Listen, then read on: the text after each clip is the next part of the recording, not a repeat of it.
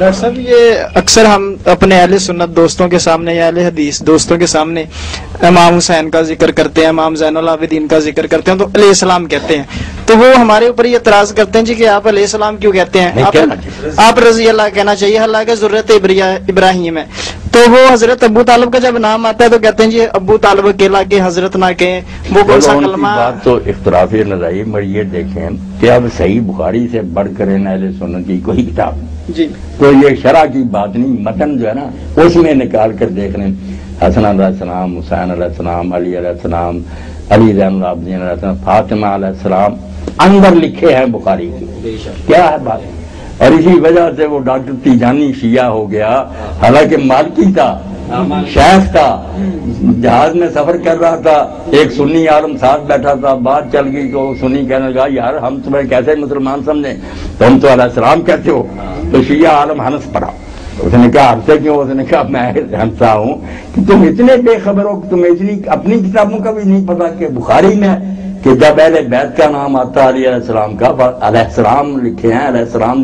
اس نے کہا کبھی نہیں ہو سکتا، یہ چیزوں نے چھاپا ہوگا۔ وہ مصر گیا قاہرہ، وہاں بھی اس نے دیکھا یہی تھا، پھر وہ قم گیا دوسرے ہر جگہ گھوم پھر کر دیکھا بخاری میں واقعی تھا۔ اس نے کہا جب یار ہمارا یہ پہلا ہی مسئلہ غلط نکلا تو باقی کیا کیا اخبار وہ ہل گیا، آگے سے آگے گیا، تو یہ علیہ السلام کوئی بات نہیں۔ بالکل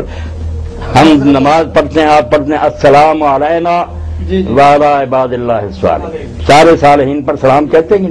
اہل بیت تو گزار۔ آپ مجھے ملے، میں آپ سے ملا بھائی سے، میں نے کہا السلام علیکم، وہی السلام علیکم، کچھ نہیں، خواہ خواہ ایشو بنائے ہوئے ہیں، کچھ نہیں ان چیزوں میں رکھا،